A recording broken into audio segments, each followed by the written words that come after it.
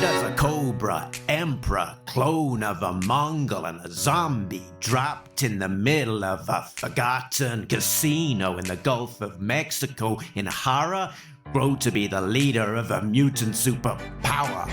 And the world's going to know your name. What's your name? Genghis Khan. My name is Genghis Khan. And there's a million things I haven't killed. But just you eat. Onward to Springfield. In Springfield you can eat as a new man. In Springfield you can eat as a new man. In Springfield you can eat a new man. In Springfield, just you eat. We fought for him. I turned into a zombie for him. I too-minded for him. I created him. And I'm the downfall that shot him. And there's a million different things I haven't killed. So just you eat. What's your name, man? Serpentor Khan. Hey, it's me, Mark, and welcome to Talking Joe. You're in the podcast where it all happens. If you are new to the show, you can find out all of the details over at the website, which is talkingjoe.co.uk. Today we will be looking at G.I. Joe, A Real American Hero, issue 304, which was released on the 21st of February 2024. And joining me, as always, it's my right-hand man. It's A Real American Tim. It's Tim Finn. How are you, sir? I'm well. Hello, Mark, and hello, listeners. Hello, Tim. Hey, Tim, yesterday I went to go and see Hamilton in the grand old big city of London with Thomas, and it was great. Cool. I have not seen it, but I have seen a Broadway musical in London. I saw Wicked there 10 years ago, 12 years ago. Oh, wow. No, that's been on my list of something that I probably should go and see at some point, but haven't got to. That is still going, just opposite Victoria Station.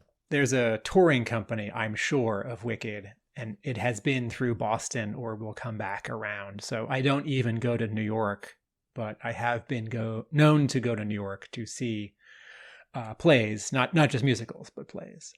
But also, there's a very fine theater. There are several fine theaters in Cambridge and Boston, very near where I live, and several hit Broadway shows started at the ART, at the American Repertory Theater, which is a mile and a half from me in Cambridge. So I don't have to go all the way to London to see the bestest stuff. The bestest stuff, excellent. So let's just touch on some news since the last episode where we talked about A Real American Hero. Just in the last week, there was a couple of announcements. The first was confirmation that April will indeed be a skip month. We won't have any Real American Hero coming out in April, and that will be followed by an issue 306 with a guest artist, Paul Pelletier. I'm going to say. Tim, what's your reaction to that news? I am thrilled. He is one of a long list of artists who did wonderful work at Marvel and DC in the last 30 years, who I've always faintly, abstractly wondered, what would it take for this guy to draw G.I. Joe? Or, what would it look like? And I can kind of imagine it. And I enjoyed his work on The Flash. I was not reading Negation at CrossGen, but I did flip through it now and then and thought, man, this guy's really coming into his own. And then he did a bunch of Marvel Cosmic stuff when CrossGen folded. And this is a great choice for a G.I. Joe fill-in. His stuff will look different than the issues so far from Skybound, but I'm really happy.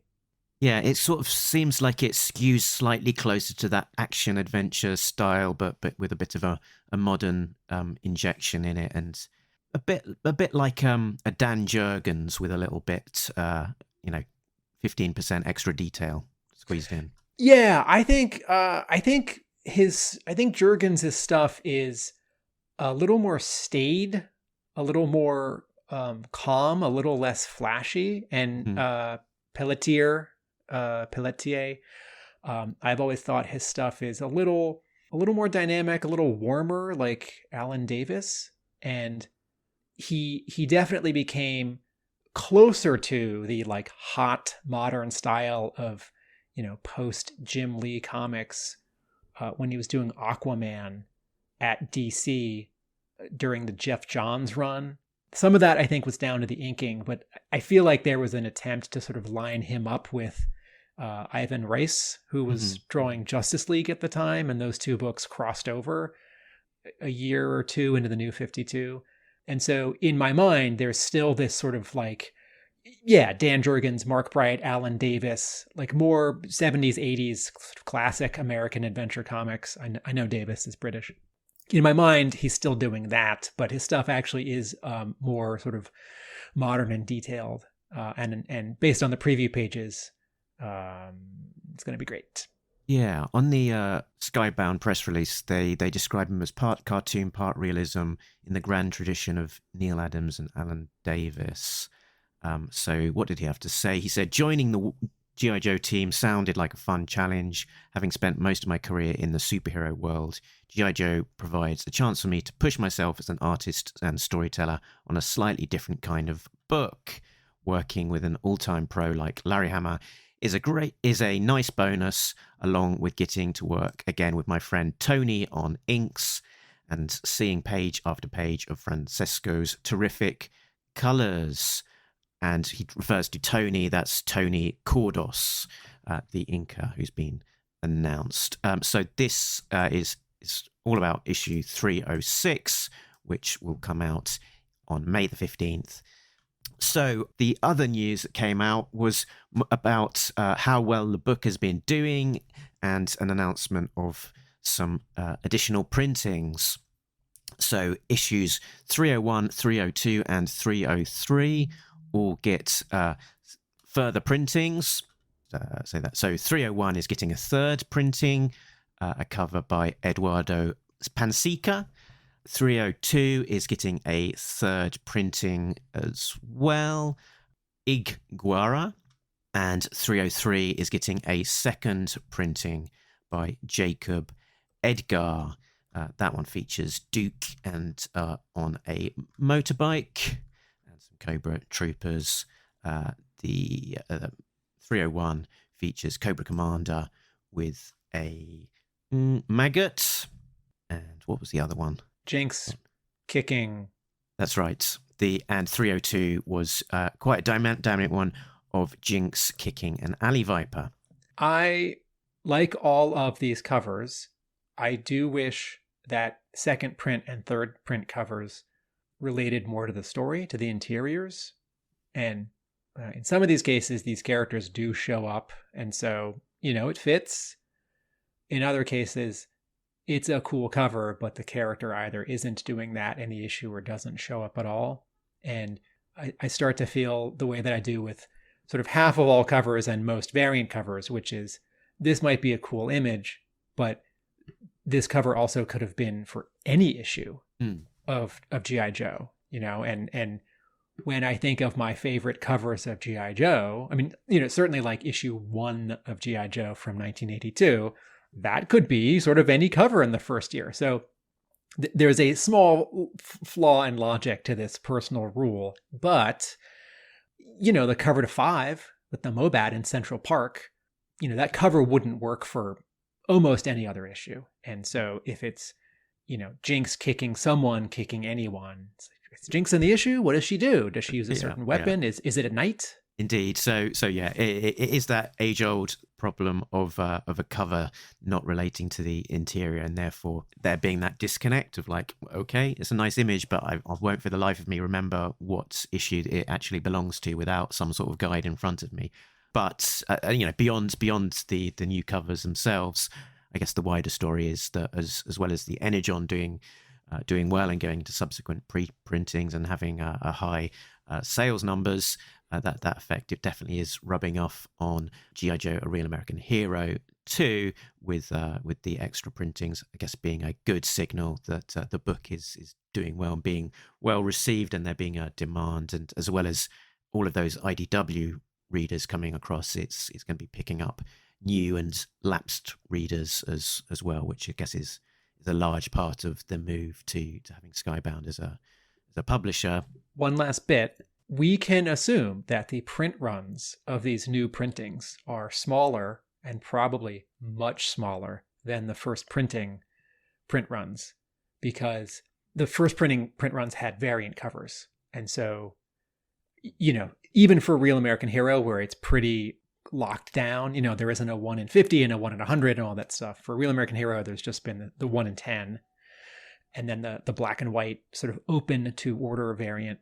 There is this incentive for a store that was going to get, 5 copies. Oh, well, we'll get 10, and then we can also get one of the 1 in 10 covers. Or if the ratio numbers are higher, you can expand that math upward with these open to order regular second prints, third prints. A store that got 10, 50, 100 of the first print. This is a guess, but they're not going to get the same number. I know that my store is ordering a fraction of the second print. We're just sort of topping off to have a few more, or there are some subscribers who definitely want every cover, even if it's a few months later and it's a reprint. As a kid, I was sort of grumbled when a second print was worth more than the first print. And I first learned this weird lesson with Ghost Rider 15 from 1991. The second print also had a glow-in-the-dark cover, but the background color had changed. But someone said to me, well, it has a smaller print run. And I can't argue with that logic. True. So let's move on past the news onto the detail of this issue. And here's the thing that I noticed, Tim. Looking at the credits page of the issue, which is a kind of salmony pink, would you call it? I can see now that the inside front cover, the colours that are being used there are to match to the cover. And I can see this for the first time, really, because in the previous 3 issues, the front cover and the first page cover had fairly sympathetic colour schemes. Whereas for this one, it is definitely that sort of pinky colour tying to the sunsets of the cover to the issue. Yeah, just a small design choice that makes each issue different, probably, from the previous and the next, and ties the whole package together. If you have a dominant color on the front cover, you carry that over to the back cover, you carry that over to the inside front cover. It doesn't say anything in particular. That one color doesn't mean anything. It's not happy, it's not sad, it's not good, it's not bad. It's just a decision. And one of the hallmarks of comics design, really starting in the 90s, when digital coloring and digital lettering, and then a studio like Comicraft, which wasn't just lettering but starting to do publication design. You'd have very specific choices for how the credits were put into the inside front cover or the first page. You'd have very specific decisions about what design elements would go on the back cover, or of a graphic novel. So yes, it's a nice touch here. Yeah, and it does remind me that the back cover is not doing an awful lot. We've had this is the 4th issue now of a star in that similar color scheme to the front cover and the inside front cover. I'm going to make a note to myself in my next letter to Arah back cover is real estate not being used to its full potential. Okay, so the creative team bringing this issue to us is writer Larry Hama. Audience, I appreciate I normally say Hama because I'm English. We don't have the long A's so much. So I will sometimes try and remember and force myself to say Hama. But so there I am doing it there. Artist Chris Mooneyham. Colorist Francesco Segala. Flatter Sabrina Del Grosso. Letterer Pat Brousseau. Editor Alex Antoni. Publication design Gillian Crabb. And creative consultant Diana Davis. Tim, do you want to tell us about the covers of this issue? Yeah. Let's have a look at the covers in the gallery.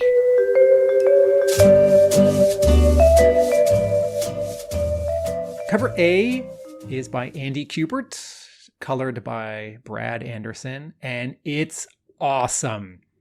We are slightly looking up at three particular vipers. The camera is at chest height. It's a night creeper, not three vipers, a night viper and an alley viper. And they're all in different poses, and they're all on guard, sort of patrolling around what I think is a hiss tank.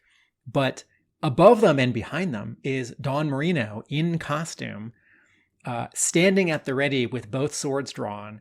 There's a nice bit of contrapposto on her pose, a little bit of spine twist. Her weight is slightly shifted more onto one leg than the other, and there are a bunch of nice sort of diagonals and lines that cross each other as elements here between the Night Creeper's insane quintuple crossbow, which we could go back in time to 1990 and talk about, Dawn's sheaths, her actual swords, her arms, and then the two turrets on the hiss tank.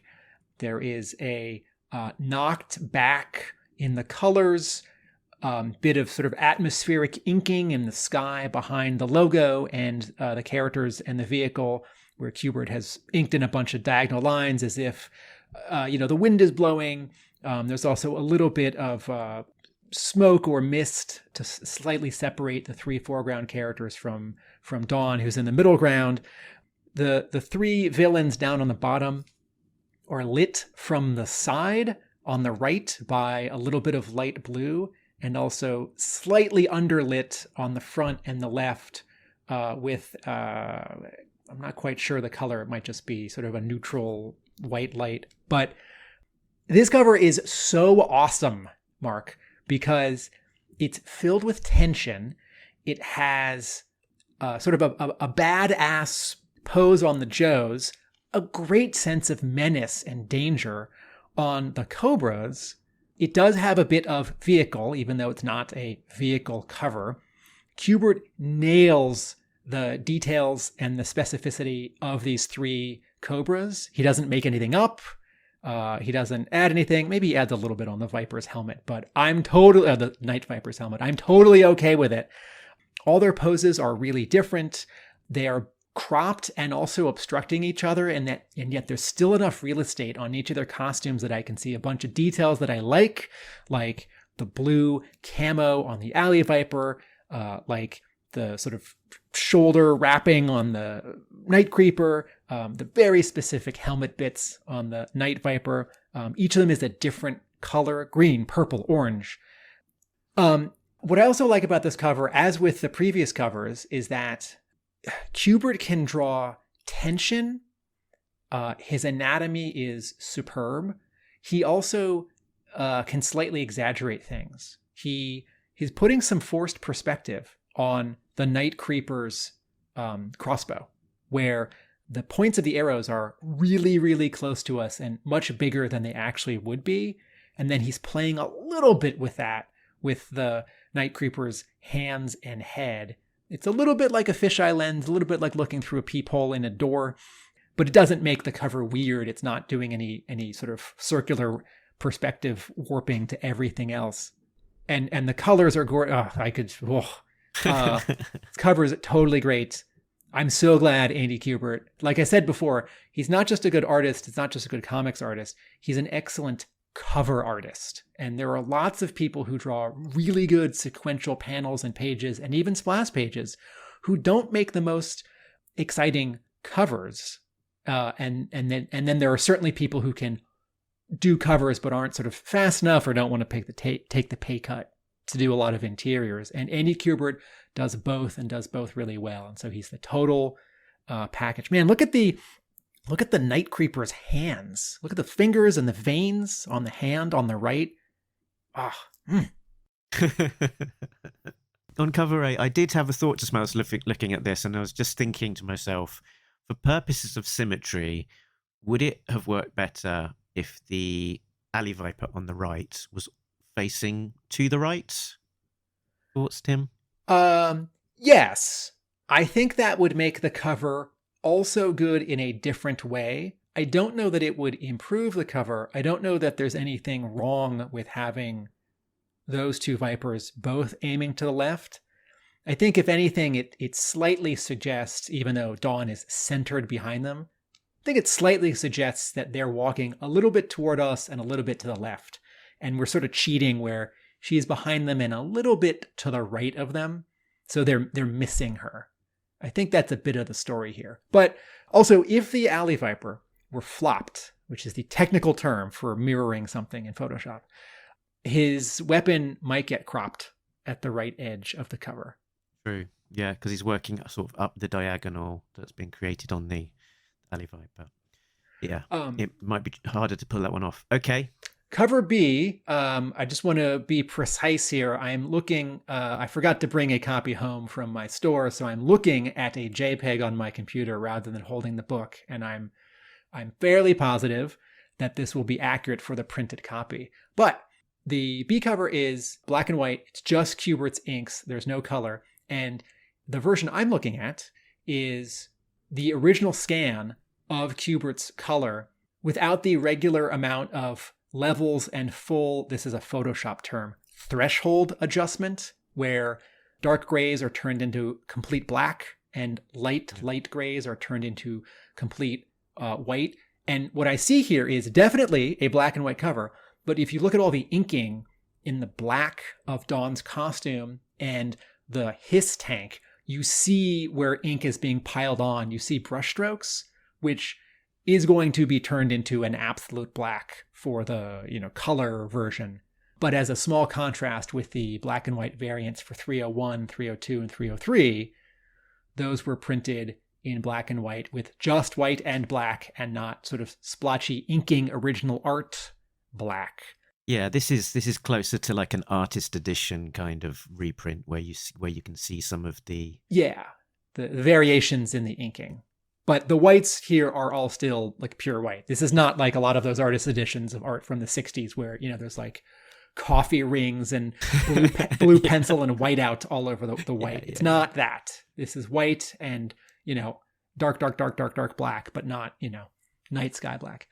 And then cover C is yet another really lovely Brad Walker and Francesco Segala 1 in 10 variant. This time it's Duke in the foreground, slightly below his waist up.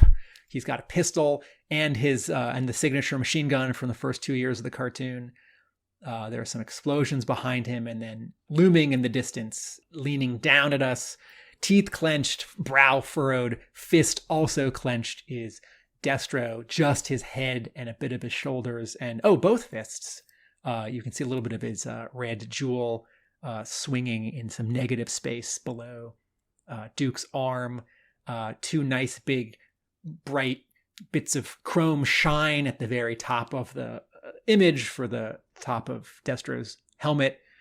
I love Brad Walker's 3 previous covers more than this one. There's nothing wrong with this one. I think just sort of the poses and the differences in color jump out at me a little more on the previous 3. This is still a wonderful cover, a very cool variant cover, a great use of just cool guy and just mean guy looking awesome or menacing.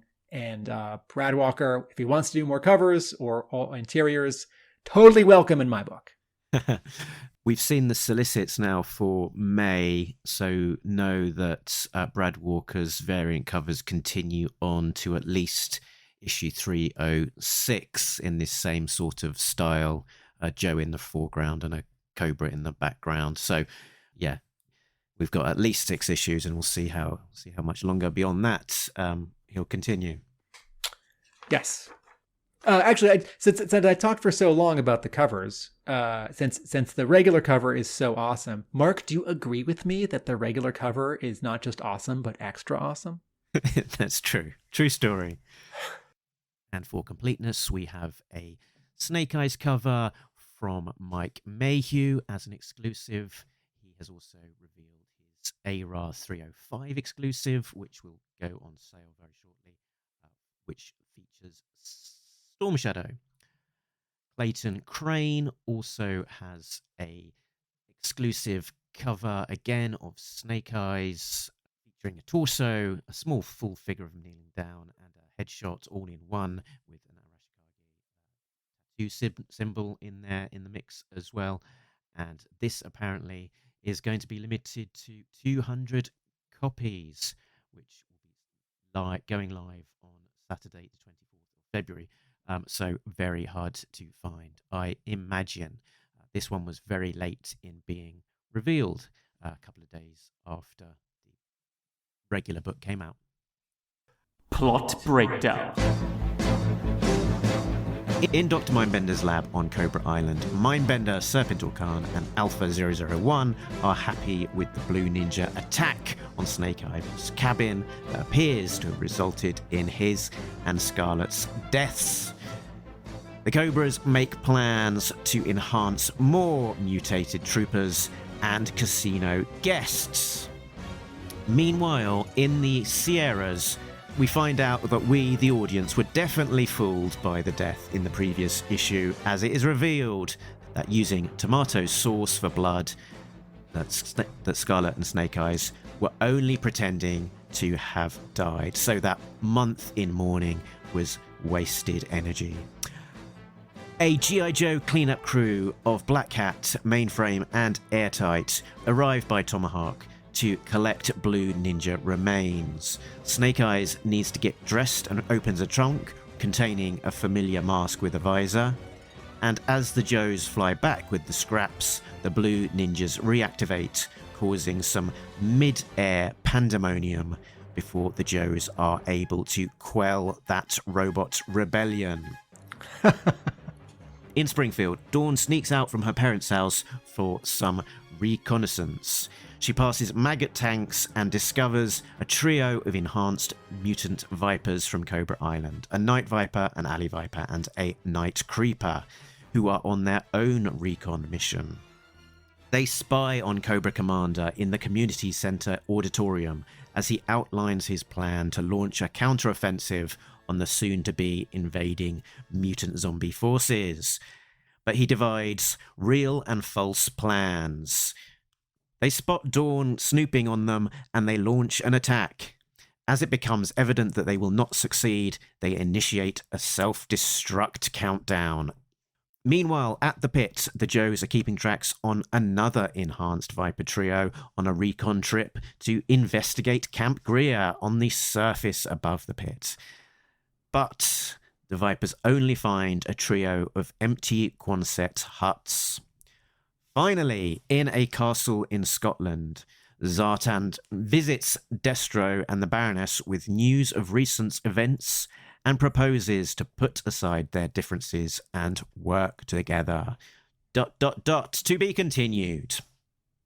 Tim, what was your overall reaction to this one? This issue was awesome, and artist Chris Mooneyham really eased off on the straight-on, one-point perspective, boring shots that I was calling out in our last Real American Hero episode of Talking Joe. I was really pleased with everything about this story, and particularly the letters page, for two reasons, but I think we'll get to that later, won't we? Okay. Mark. Sure. Yeah, I don't know if, the letter that I wrote 4 weeks ago certainly got to the Skybound, offices weeks and weeks and weeks after Mooneyham drew this issue. So I cannot think that my comment, and I encouraged a friend who's not you, Mark, to write a similar and shorter email with echoing the same sentiment. Those had nothing to do with this. But I do wonder if some other people, independent of me and this podcast, who read the first issue back, the second issue back, the third issue back, did catch that same, what I consider a storytelling weakness, and mention it in letters. Or maybe if readers didn't point it out, maybe someone in the Skybound team did see it, or maybe at Hasbro, and encouraged Mooneyham to add a little variety to his, quote, camera placement There are still some straight on shots here, but a couple of them, he is slightly tilting, if not the camera up or down, he's turning the characters a little bit up, a little bit left, a little bit right. And so even that small change, even those small changes make a lot of difference. I also appreciated how many different characters showed up in this issue. True. The color continues to be really wonderful, sort of limited, but at the same time, quite rich. And there's a lot of good action in this issue. And there have been episodes of the show in the last couple years where you and I have read an issue and we've said, this is good, this feels like a transition issue, or this issue is good, it's repeating a couple beats from the previous issue. And I didn't feel like that at all for this one. This one felt like a lot happens. Each subplot gets moved forward. And there are a couple fun surprises in it. I have sort of, I have a couple, I wish this would have been done a little differently, but awesome issue. Cool. That's very heartening to hear that reaction, Tim. Yeah, I think it is a different feel for the issue than a lot of the others. I guess previously we've had a lot of establishing of components, and this one is feels more like it's moving things along, and we're seeing bits of each subplot a couple of pages at a time without lingering too long on any single piece. And I guess there's more locations, there's more movement, there's a bit more action, and possibly that is sort of all coming together to contribute to kind of a slight change in how the artist approaches some of those things, as well as beyond anything else. How should we do this, Tim? I've got less kind of overarching ideas about this, so we could perhaps sort of like do a little bit of a walkthrough, and sort of just see what comes to mind as we sort of go through. Page 1. Do you have 303, the previous issue, near you, Mark? I've got it behind me, I think. The three villains are looking at a computer screen, and I'm wondering if what they see is a repeat of art we saw at the end of the previous issue, which I don't love, but it's also fair, particularly if they were seeing something on a computer screen. If Mooneyham redrew it, I totally appreciate that. I am 95% confident that panel that appears on the computer screen is the same as the last panel in the previous issue. And yes, it is. All right. Although that was also positioned as a frame on their feed, so it kind of makes sense that there's a repeat of that for story purposes as well. And Mooneyham here seemingly has, if he's working in Photoshop, used the distort or skew or perspective tool to turn what was a square or rectangle into a bit of a trapezoid. So previous episode I was talking about Mooneyham drawing a lot of one-point perspective where we're looking straight down a hallway, straight at a wall, straight at the front or side of a building, and there being no diagonals for the tops of doors, the tops of where the wall meets the ceiling, where the wall meets the floor. Look at panel 1 of this issue. This is 2-point perspective. So we are not perpendicular to that wall that says Lab 1 on the door or the 2 computer screens. Now, Mooneyham does go to a 1-point perspective on the panel below, but the camera is slightly lower than all 3 characters. We can't really see the bottom of Serpentor Khan's chin and jaw, or Mindbender's for that matter. But by putting the camera a little bit lower, he's adding a little bit of oomph to this page. Yes, turn the page, page 2. Yes, the establishing shot of the cabin in the woods, and then the 2 corpses and the debris and all the smoke. Those are straight on shots. I think for an establishing shot, that's okay. And there's also enough sort of going on in compositional arrangement on that second panel. Snake Eyes' this interesting pose, Scarlet's interesting pose, the foreground element that's knocked out in maroon of the beam with some throwing stars and gashes in it. There's enough going on that I don't look at this and think, boring straight on shot. I think, okay, straight on shot with a lot going on. I spy with my little eye. There was an I spy and an error detected on this page. So let's start with the error detected. Tim, over to you because you spotted this. Oh, yeah. First of 3 typos in this issue. Page 2, panel 3, Scarlet says, "Stop that, Timber. All that sugar in meatball, the tomato sauce, MRE, isn't good for you." And there appeared to be a word or two missing, or a word that needs to move in placement in that word balloon. Somewhere in the, script going from writer to editor, from editor to letterer, from letterer to back to editor, something got deleted here. It still makes, you can figure it out, but it's always a little sad.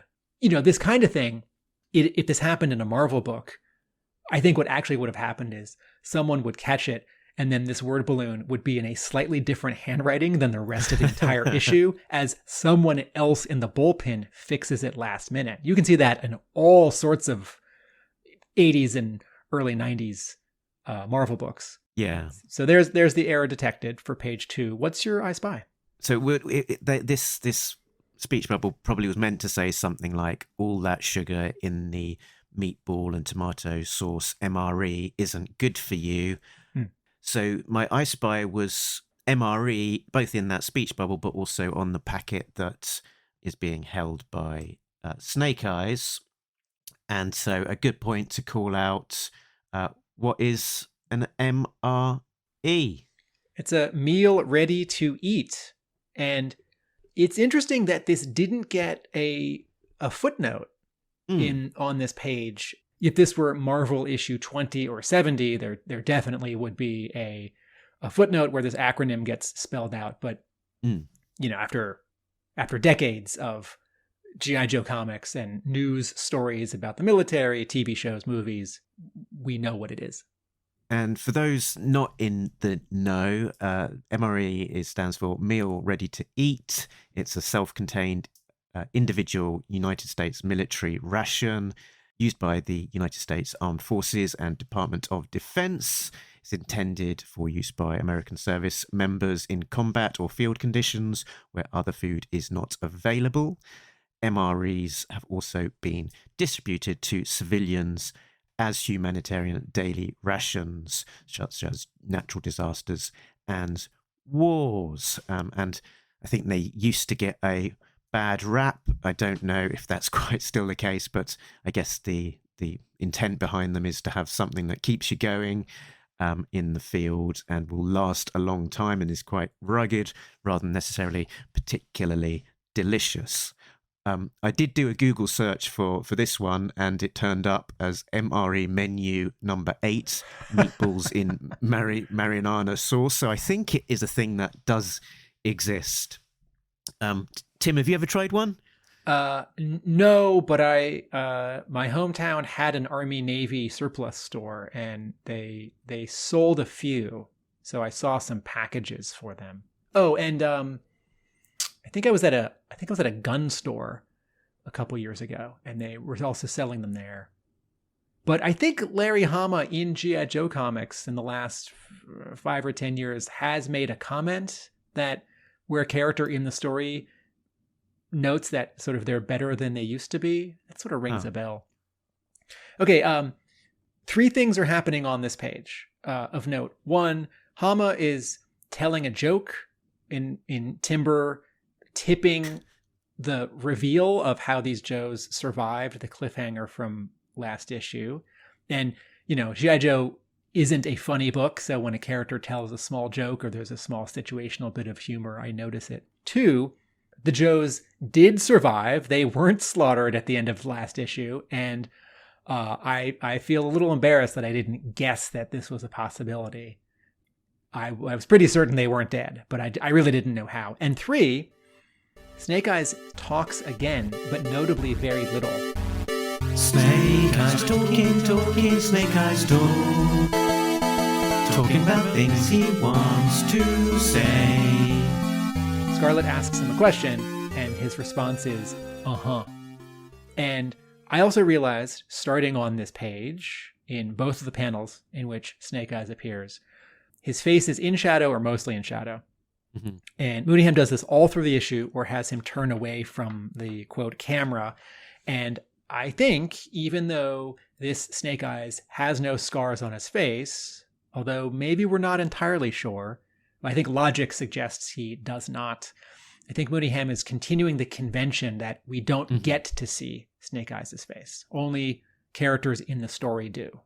And I think that's cool. I think that's proper. And then similarly, he can talk, but Hama is seemingly having him not talk much. Yeah, I mean, if you look at the ratio of words coming out of Scarlet's mouth versus Snake Eyes, it's got to be a factor of 20, or at least. Yeah. He's got one more word in this whole issue, which is where he just says, right. Yeah, he agrees with her.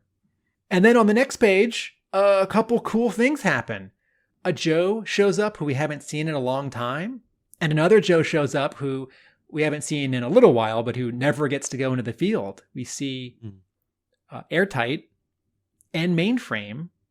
And we also see Black Hat, who I must admit I had sort of forgotten about amongst the 5 or so new Joes that got introduced a year before the end of the IDW run. And then Snake Eyes gets to do 2 cool things. He pulls his sword out of a blue ninja, and he opens up a footlocker and sees what looks like his version 2 costume, or at least part of it. And that's just cool. In the letters page, editor Alex Anton suggests that there's a little meaning behind that scene. Yeah, so I guess the hint is that by Snake Eyes opening this chest and finding his V2 costume with the visor, he's going to be wearing that, and that's going to be at least one way that will differentiate this Snake Eyes from the Throwdown character, although, you know, he potentially is going to change his look as well, so we'll have to see on that one. Yeah, I think we'll get a version 2 with a lot of changes, but yeah. So I think Snake Eyes during a lot of the IDW run was wearing that sort of visor look to him, and when he died, generally Throwdown was kind of wearing a sort of more commando type mask, so we've not seen that visor in the best part of 100 issues, I guess. Yeah, and Throwdown's new and improved costume got a bunch of call-outs in its debut issue. There were like some little bits on the sides of it where it was like communications, and it was the kind of subtle thing that sometimes artists drew well and sometimes just looked like his head was slightly misshapen. And then so we've got Airtight back after not appearing for quite some considerable time, and I think a few of us have speculated that with all of this mutant zombie bomb and the, you know, potential toxins and all the rest of it, that will we see a bit more? Is he a character that could potentially appear? So it's quite cool that he has, and that we're seeing those sort of specialities being used of sort of airborne toxins, etc., and also then the sort of hardware software issues around the Blue Ninjas. Yeah, this page here, page 3, is another. I know I come back to this idea a lot, but I think it bears continuous repeating. There's no comic book like G.I. Joe, because you have not just a vehicle, but a very specific vehicle that is someone's favorite toy, right? So you have the Tomahawk. So Mooneyham has to not just show it in action landing, but he gets to show it in a really nice sort of presentational panel. It's like, here it is. It's landed. There isn't anything in the way. It's not on fire. There aren't like missiles aiming toward it. And then there are a bunch of Joes just sort of overlapping and going about their business, you know, cleaning up this site and talking to each other. And then just as the page starts with a focus on the I don't say this as a negative, I say this as what it is. As a toyetic comic book, the final panel bookends that, right? It's like, remember this guy's really cool costume that we haven't seen in a while? Here it is. And this is a satisfying page in terms of, units of story, and also like presenting the brand, and also some new, some old, and there's not a lot of action. Helicopter lands, guys carry in some stuff, people talk. Yeah, 8 panels on this page as well, which is just flicking through. It's a chock full issue that most pages do have minimum 3, maximum of about 8. Yeah. Panels. So there's a lot being crammed in. This is a good point, that Larry Hama G.I. Joe, compared to a lot of other comics being published in the 2020s, because it's a team book, not a solo book, and because Hama writes in an old-fashioned way, that's sort of his words, and also I don't see that as a negative. He's not writing for, quote, the trade, a trade paperback collection, and he knows he's juggling a bunch of plots and sets of characters and locations. And I think in addition to that sort of introductory thing where I said a bunch of subplots here and they all move forward, I think this is an issue where a bunch is happening on every page, and that's a good challenge for Mooneyham. It's like, just look at the next page where, like a suburban house, a suburban home, living room. This panel where Dawn is putting on her costume and zipping up her costume and holding her helmet. Think of superhero comics. I can imagine that panel would be twice as big in some other version of this story. It's like, oh, gotta be able to sell the art. That cool new ninja who's not quite Snake Eyes suiting up, or like, gotta make this sort of more like a cover, or like, gotta make this sexy. And even though that panel is a little bigger than 3 of the other panels on this page, it is not the most important, right? All of the panels in this page are about equally important. And, you could argue that sort of for like tension, the middle panel is actually the most important, where her parents are worrying. And then something really interesting happens on this page and the next page. And I didn't even realize it until I was a couple panels in. There is an internal monologue. There are not thought balloons, but captions with a character's first-person thoughts. On these 2 pages, there are a whole bunch of orange boxes, and it's Dawn thinking to herself for our benefit. And I cannot think of when Hama has done this in a G.I. Joe comic, right? He wrote Wolverine this way, but G.I. Joe tends not to have a main character. And I'm sure there have been thought balloons. I can't remember any specifically, but very few thought balloons. Very, very few. Yeah, but this 2-page scene where Dawn is thinking to herself as captioned narrator, everything that she thinks is interesting and helpful and pushes the story forward. But this is a remarkable departure, not for Larry Hama, but for Larry Hama on G.I. Joe. And, she starts by saying, Mom and Pop are still loyal Cobras. So I have to do my little recce on the sly, my recce, my reconnaissance. And she's picking up from what they've just said, and sort of either she can hear them or she knows they're expressing this concern. They're worried they're going to be found out, that they're hiding her. Can I just point out something from this page?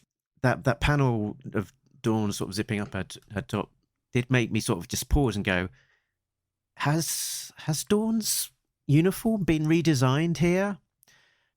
Oh, yeah. And I did have to go back and look. And, she's got that. check. She's got that Jim Lee Cyclops belt buckle that's gone from her upper torso, right? Yeah. So it's not really a wholesale redesign, but they've got rid of those sort of the double strap bandolier type thing that sort of the Jim Lee Cyclops straps that are seen on the front cover. That's missing from her costume. So it's a small touch, but it sort of makes the costume look a little bit more practical.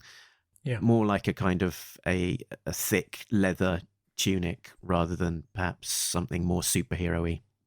Yeah. So on the next page, panels 2 and 3, panel 2.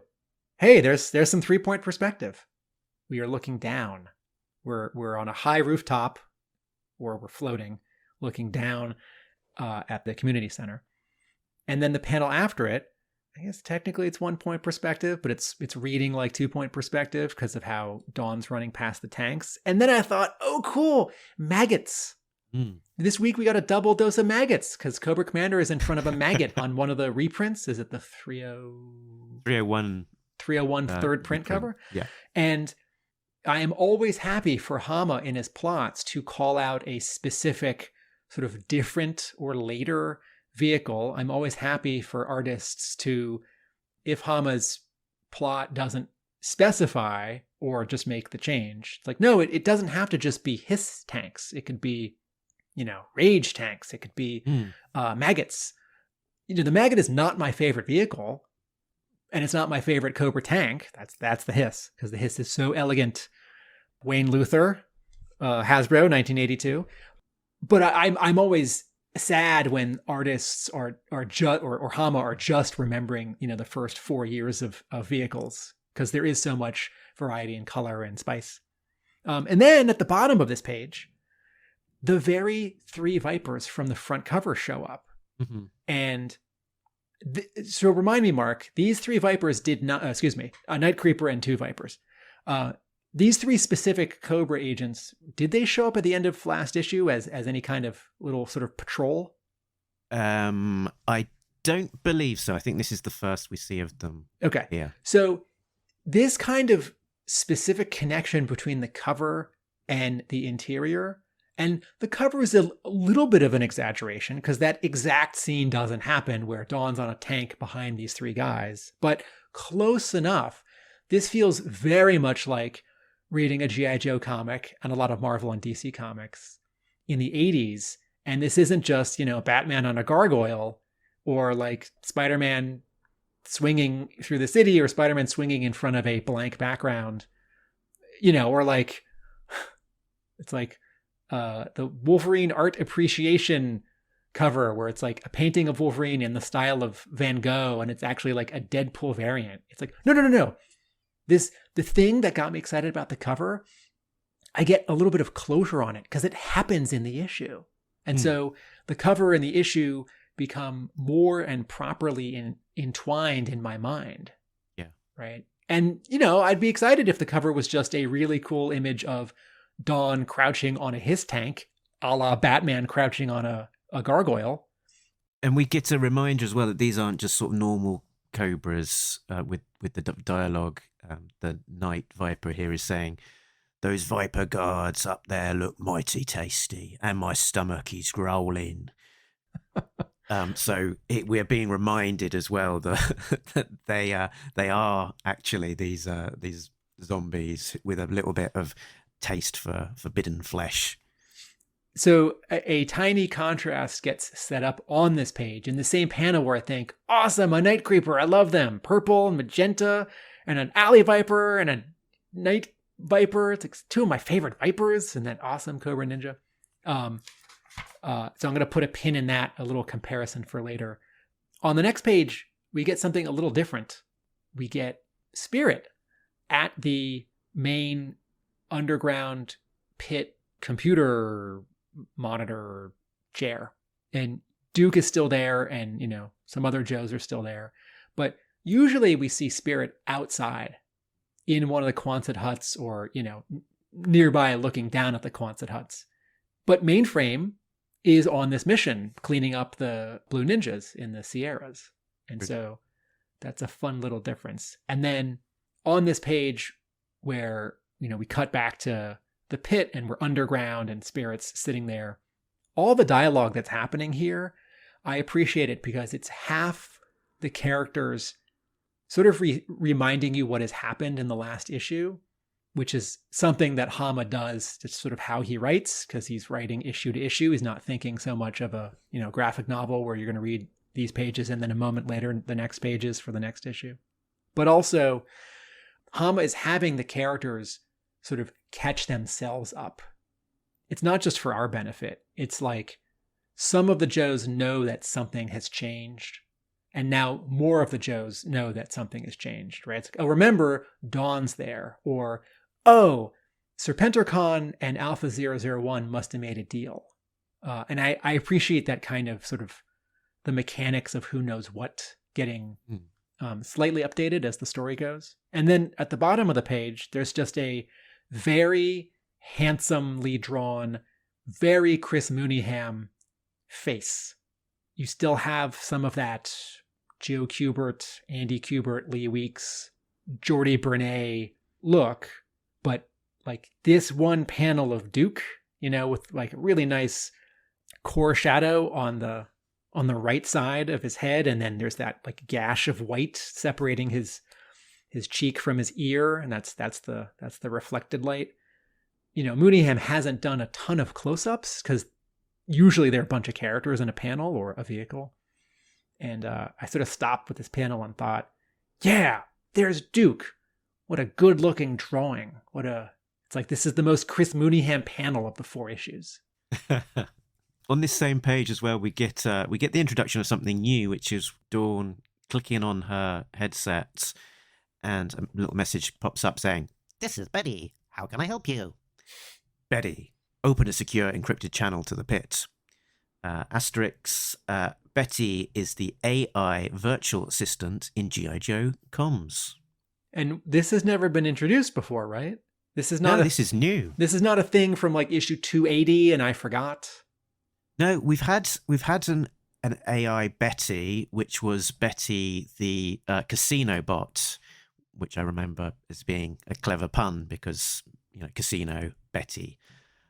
So it's a recycling of the name Betty in the period of a few issues, but the concept of Betty being the G.I. Joe AI is a new one. So I guess the equivalent of I'm going to have to say this quietly, Alexa or Siri. There's I think it's funny that Hama just drops it. He just drops it in the story, and usually this is the kind of thing where like 2 pages earlier, I feel like there'd be some Joes like crawling up a hill and talking about Betty. It's like, yeah, since we got this new Joe Com AI, that's right, Stalker. Like, let me try this out. Like, sneak peek back at base. It's like coming in loud and clear. It's like Betty works. Yeah. Say, Psych Out. It sure will be great for Dawn to be trialing the new Betty AI on this first mission. That's right, Mainframe. Let's see how successful. I think Hama has no time for that. Something else small happens on this page. The word balloon that is at the top of the page that's floating over the Quonset huts and points into the ground. There's a little star shape at the bottom of the tail, which is the word balloon visual when someone is like behind a closed door or on the other side of a window, and either you can't hear them properly because you're separated by something, or as sort of a third person omniscient audience, you can hear them even though in the logic of the scene we're still above ground and you wouldn't hear them, right? It's like in a movie, this is an L cut where we're seeing the visual of the current shot, but we're starting to hear the audio of the next shot, which is underground in the base. And Spirit continues his line. Yeah, Spirit is kind of on the at the desk, as you've mentioned, and part of that is because of his role as being kind of in charge of the pit security. Yeah, and so they're aware of these 3 Vipers sort of on the perimeter, and so I guess Spirit is a bit more front and center at the desk than he would normally be, not just because Mainframe's not there, but also because of his role as pit defense and but this little tiny bit of white on that top panel where the word balloon doesn't just point to the ground, but points to the ground and sort of sticks into it. The same way that if you drew a character like tapping on a window, you might draw 3 little lines by their index finger. That's a small lettering visual that I have always appreciated. Okay, so next page. Now I'm going to come back to that thing that I stuck a pin in. Hama and Mooneyham are so specific with a Night Creeper, an Alley Viper, and a Night Viper on a previous page. And now we get this bit continued from the previous issue where it definitely looks like an 86 Viper and 86 Viper and a new made up character. And they're identified specifically as a Viper, okay, a Techno Viper, I don't see one of those, and a Toxo Viper. And I think we talked about in the previous episode, the previous issue, Mooneyham was basically designing a new sort of beefed up, like mutated Toxo Viper. And that's cool. We don't get to sort of see it clearly enough for me to enjoy it. So even though it happened, I still don't quite believe it happened. Toxo Viper 3, I guess, version 3. But I am a little sad that at the bottom of the page, on the left or on the right, that just looks like two 86 Vipers. And I really want one of them to be purple and with that very particular Techno Viper helmet. And it's not even like they made a mistake and I don't like it when comics make mistakes. It's that I love the specificity of different G.I. Joe designs. And in the same way that, like, in a battle scene, you know, an artist could draw 3 Hiss tanks, or they could draw 2 Hiss tanks and a maggot. And I'd think, cool, more variety. Because that's, you know, G.I. Joe was different every year as the toys were coming out. So in that regard, this page made me a little sad. And we do get the big panel here of the 4 Joes looking a little past us at the computer monitor. We do get one of these straight on shots, which, you know, this issue moves very much away from. But I will note all 4 of the Joes are slightly sort of twisting their waists or torsos a little bit off axis. So even though the camera is looking straight at them and the wall behind them, they're not quite straight at us. And there's, I guess, 2 sensible explanations as to why we're getting the sort of the look of the Viper isn't quite matching the description of them, which is, well, I guess maybe 3 reasons. They kind of no prize it on the page, saying that they're Revanche enhanced versions, and that's why they can't quite ID them.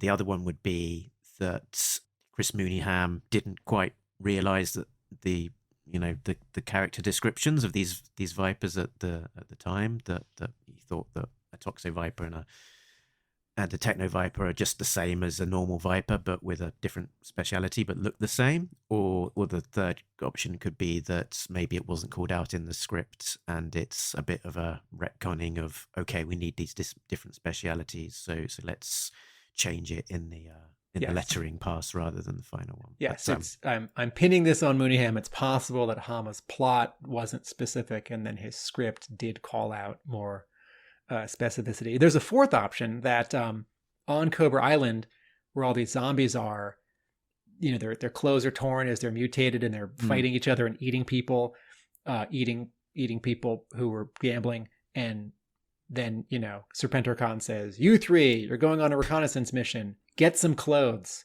Yeah. And a Techno Viper grabs whatever's handy. In which case, this is where I'm really nitpicking. I would love it if he's got, let's say, the Viper helmet, but the Techno Viper gloves, black gloves, not red gloves. So they look through the window of these Quonset huts, these 3 Vipers. One is made out of straw, one is made out of wood. And, no, wait, I'm getting confused. No, one is too hot, one is too cold, and one is just right. No, wait. They're all empty. So they seem to be giving up the scene doesn't completely sort of, you know, resolve this, what's going on, what the next step is for these Vipers, but they seem to just, you know, conclude that there's nothing there. And Spirit, on that final panel, we've got this close-up of him going, heh heh. And I thought to myself, that's a little bit strange. It seems a bit out of character of Spirit, but is he sort of just, you know, having that little laugh of congratulations that they seem to have fooled the Vipers, that they're looking in and it's empty, or is there something else going on? I might be falling too much into tropes I see in TV and movies, where, like, they're going to walk in and the one that has the rug actually has a bomb, and Spirit knows that and we don't. So it's like irony where a character knows something that we don't. That's sort of where I thought this was going. Like, he knows they're walking into a trap. But yes, it didn't strike me as out of character. Although, I don't know that we've seen Spirit sort of smile or lightly crack jokes, but I guess there are a lot of Joes that we haven't seen smile. And I do want to be aware of not falling into the stereotype of the Native American Joe who's like extra spiritual, has a sixth sense, is very serious, as he was somewhat portrayed on the cartoon. He can have a sense of humor, he can be sad, just like other Joes can. And so if we have only seen him sort of serious up until now, and here he's enjoying himself, rather than feeling sort of out of character, I feel like Hama has gotten a little more interested in the sort of second half of this whole run across several decades in getting us a little more into the heads of the characters. And as a reminder, I don't remember how many issues it was. Was it in the 220s? Spirit talks to another Joe about being adopted? Something like that. We see there might have been some dialogue, but there was also a visit home to Spirit's adopted house. Parents. Yeah, with another Joe. And so this bit here feels like, okay, this isn't quite a look into his inner life, but this is a little bit more than just sort of the business of being a brave soldier. This page... Okay, sorry. Go for it. I was going to say, this scene, though, I think it's not necessarily going to go anywhere, because a couple of pages later, there's a Televiper updating Serpentor, and he briefs him. He says, the team at the pit believes there is more to the 3 empty Quonset huts than they found than what is obvious. They are investigating further, and tell them to call back when they have something concrete. Patch me through to the Springfield. Oh, actually, I'm reading this again. Tell them to call back when they have something concrete. I originally read that as him telling them to come back, but so he's saying keep on investigating and let us know when you have something concrete. So maybe this thread will continue, that they'll continue to sort of try and find out what's going on there. I thought maybe this wasn't going to go anywhere, but maybe it will. And I think as Hama wrote this page, he didn't know where it might go. This page also, it's not a very sexy page. It's a bunch of sort of far away shots and sort of not boring interiors, but boring interiors. And the sort of most exciting, if you're like collecting original art, and I think Mooneyham draws digitally, so there's no original art. But if you're collecting original art, Spirit shows up. Oh, well, it's the lower third of his mouth, of his head and his neck.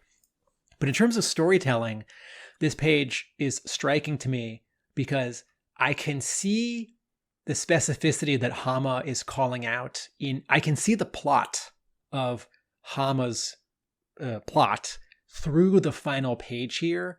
And in the hands of an artist who's not great at storytelling, this page would not come out in a satisfying way. And like, notice in the first panel, there's 3 Quonset huts, and very clearly each of these 3 Cobras is running up to one each to the door in the center. And the third Cobra basically has his back to that wall, as if he's going to like turn around and peek in or turn around and kick down the door. And then we get these 3 little inset panels, reverse angle, of them peering in sort of at us, and then the reverse angles of those, what they see as they look in through those door windows. And then sort of just above Spirit's hair on the right side, it's actually a continuation of the top panel. And then you get this very horizontal panel that focuses just on his mouth, which adds a little emphasis to the ha-ha, right? That would be a little less sort of impish if we could see his whole face. It's like we can't see his face, we just see the smile. And this page is not, complex compared to, I don't know, like, infiltrating Cobra Island, or like doing some very specific stuff with like a very specific you remember we were talking about who were we talking with? It was like around issue 285, and we had a guest, and we were talking about that scene in the IDW run when like there's some Joes and there's some characters and there's a car in a garage and there's an ambush, and it's like which character is on which side of the door and which door is open and who's shooting at who. And the artist was saying, Was it? This must be S.L. Gallant for the issue that he did for Murder by Assassination. Okay. The different kinds of characters moving around in space, fight scenes have different levels of complexity. And I'm not saying that this is like the most complex page on of the issue, but I can see if I was, 14 years old and really wanting to break into comics, if someone gave me the plot for this page and said, lay this out, I'd say, well, that's boring. And then I'd do a bad job. And so this page is sort of deceptively advanced, sort of deceptively simple. It's like deceptively important because Mooneyham has to get all this information right. And he manages to do it with some panache. It's not a standard 6-panel grid or 9-panel grid. So as I got to this page, I thought, all right, in addition to fewer of those straight on boring shots, there's also a page like this where there's actually a lot going on. You mentioned that you thought that Mooneyham is working digitally. I don't know necessarily that he is. I've seen a couple of pages that were put up via his art rep Felix at Comic Art, and I know that a lot of his previous work is analog. But was there a particular thing that made you suspect that maybe there's some digital work happening? Yeah. For this issue, it's on that later page when the 3 Cobra characters blow up after the fight with Dawn. The way that the smoke is inked, and it's really subtle, and I can't explain it very well. But the lines of that smoke have the subtle lack of variety to me that says digital ink line, even if the brush has pressure sensitivity turned on, as opposed to the like infinitely changing and imperfect line of an actual pen or brush. And it's something that it's like, like there are a couple artists who draw for Marvel and DC who like 5 years ago switched from paper to digital, and like the issue where it happened, very subtly I could tell. It's like, oh, there's a little less variation in the line weight. So that's what I thought I saw here. But I happily stand corrected. If Mooneyham's drawing G.I. Joe on paper, it's also possible he's doing both. Mm-hmm. Sometimes an artist, like they're running out of time, and so they draw some pages a little smaller or digitally, or they'll like do all their thumbnails as pencils and then they'll ink digitally because it's just faster. All right, back to you. Let's talk about this comic. Okay, so we're on Cobra Island next. We see some more evidence of the mutated hordes that are still there, milling about aimlessly, but at least not devouring each other. They want to step up to produce more enhanced blue ninjas, and they talk about the logistics of doing that, of stripping out slot machines and so on. But interesting here as well, Serpentor Khan says as well that he wants to start a production line for more mutant virus bombs. And I guess this is sort of laying, I guess, a little bit of storytelling optionality in the future, devices to spread the virus through aerosols. So then we're flicking back to Springfield, where Cobra Commander is being spied on by the Viper team as he's giving a rally. Again, second time we're seeing him sort of very much in that leader position, giving a rally. Before it was to the citizens of Springfield, and now it's definitely to troopers.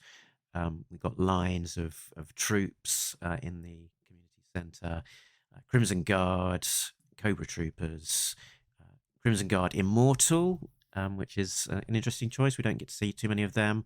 Hiss drivers, Worms, the maggot drivers, and AVAC pilots.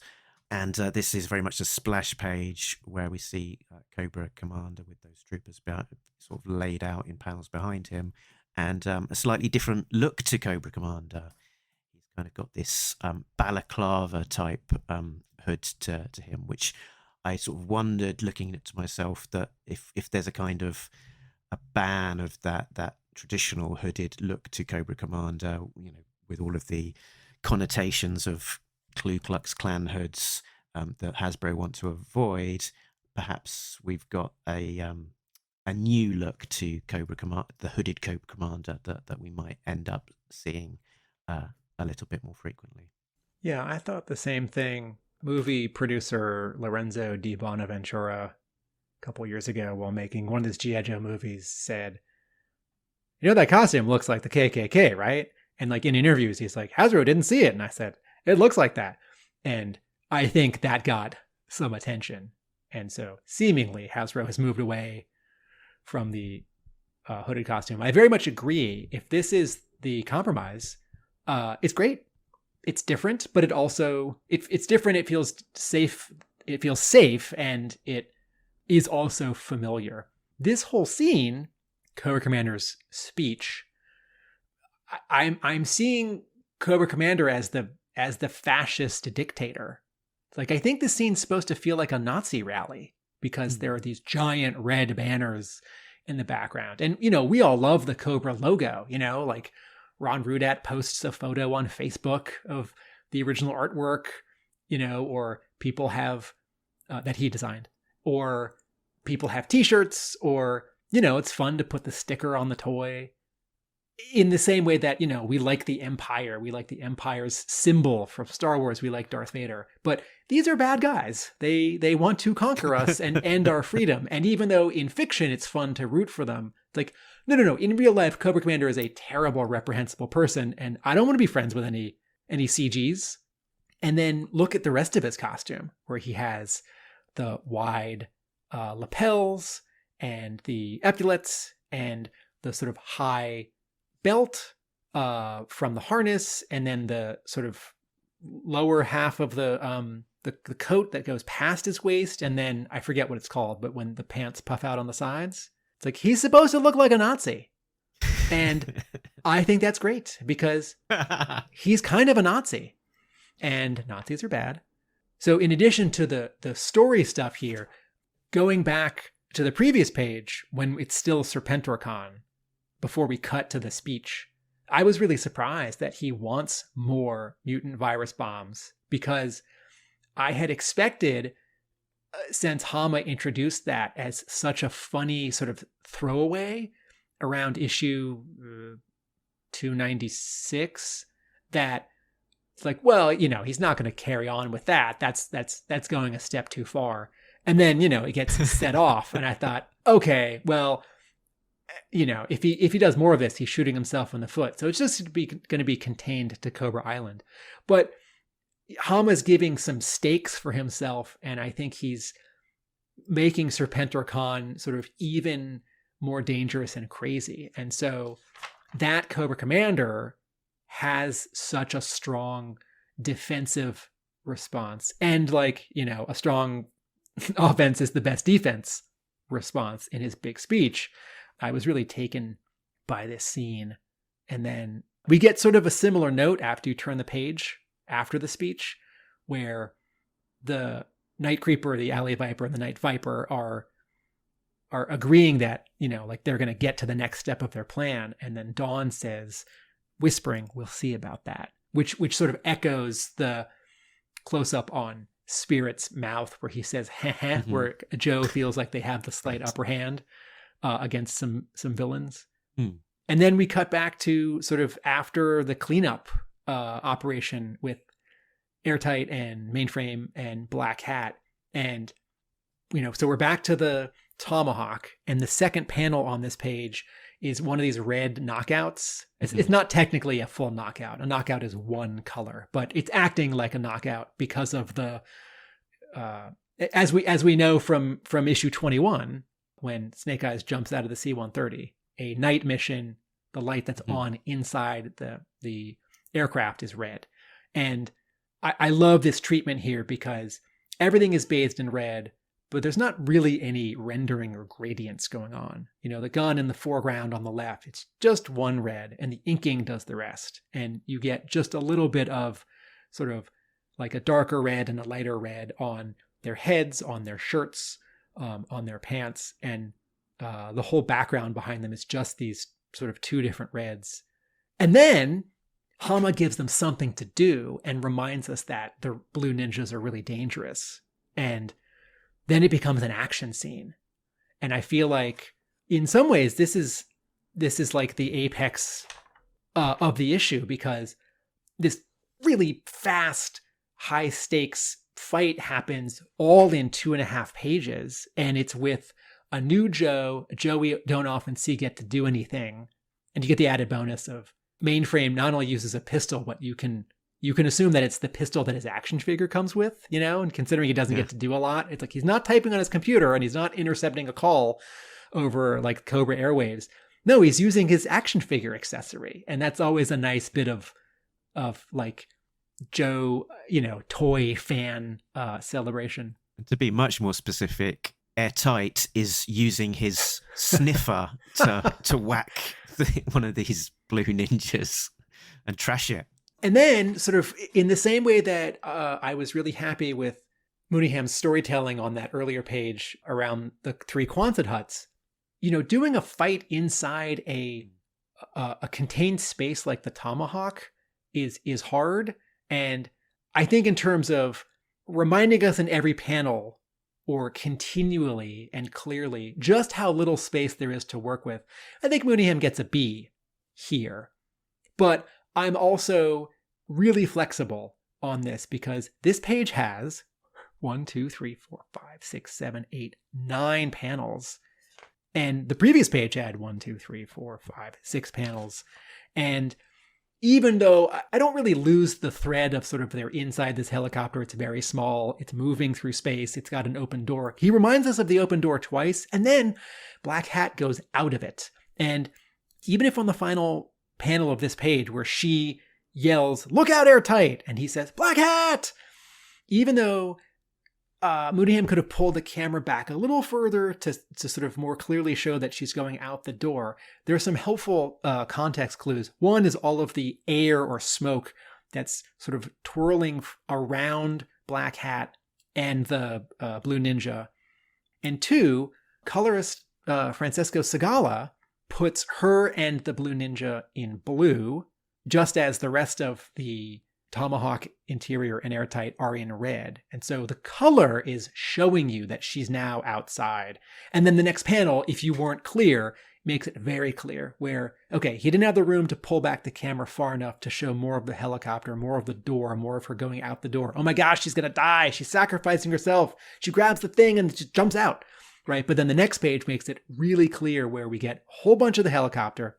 We get Airtight holding on to the doorway with one hand, holding on to Black Hat with the other, more of that smoke trailing out, and then in the distance, having let go the Blue Ninja. And then sort of the color sort of scripting for the scene continues, where there's a little bit of red light cast on the right side of Black Hat, and yet the rest of the exterior background is all blue. And then let's not forget, there are 2 Joes in the cockpit, and Hama gives us, a G.I. Joe surprise, fun, badass moment where Wild Bill, who only ever gets to just take off and land and like check in with Duke. And I forget, didn't he crash like 30 issues ago? I can't remember. Wild Bill hasn't gotten to do much in a while, and that always makes me a little sad. Like, I'd love an issue where, Wild Bill and Lift Ticket have to like climb a mountain or anyway. So, and not just does he do something cool that's not just piloting, he does it with a very particular weapon. And help me out, Mark, is this pistol of his, is this something that we've seen with a particular action figure? Is it molded onto the figure's leg? No, the original Wild Bill didn't come with a pistol. When he came with the Dragonfly, he was re-released as a version 2 figure in the kind of the blue, more cavalry kind of look to him. And I think he did have a pistol there, but I think this is sort of more. I think this is a cool pistol and revolver rather than necessarily a. Well, okay, so Airtight says that old hog leg still does the trick, and his Wild Bill's original 83 figure does have molded on to each leg. Yes, indeed. Yeah. And the handles are painted white. So these are, it's some very much like part old, of older fashioned pistol, not like a, Army Air Force pistol. And hog leg, I looked that up. It is a term that is used to describe a large caliber long barrel revolver. I think was originally coined talking about a Bisley revolver, and it sounds like the word hog leg came about because the grip of the revolver resembles a porcine appendage. So looks like the shape of an actual hog leg. There's also a mare leg, which is slang for a cut down lever action rifle. We can be more specific. The new classified 6-inch Wild Bill figure, those two pistols, I guess they're revolvers, right? Mm-hmm. So what was molded onto his legs in 83, and they are revolvers. They are separate items that he can hold in his hands with his 6-inch classified figure. So I don't know that Hama is calling out something from a classified figure the way that the Energon Universe comics are trying to reference the classified designs, but I do think Hama is being more specific with this toy, either version, classic or modern, than, we sometimes forget that the Joes already have like a grenade and a pistol and a knife sort of stuck on them. Yeah. I was being a little bit too literal in my interpretation of that V1. You're right that he did have the revolvers molded on. This little scene though sort of made me happy in some ways, in another. The happiness was in sort of being termed in terms of being proved right, because when they were loading all of these blue ninjas onto the helicopter originally, I thought, hold on, are you definitely sure that these are all completely out of action? Because they're quite sophisticated bits of kit, and you don't want them to sort of come back online and cause some horrible damage. So I was kind of glad that had been thought about, and that did come to pass, but sad in terms of the G.I. Joe experts not actually thinking about that themselves. But there we go. Is it okay? So I feel like somewhere after issue 230, 250, 260, there'd be an info packet sent to every Joe, or an actual like slideshow talk at the pit. It's like, okay, some of us fought these new AI ninjas, and they're robots, and they dress in blue, and they've got this hive mentality, and you have to shoot them in the head, and also sometimes they play dead. So I feel like every Joe should know.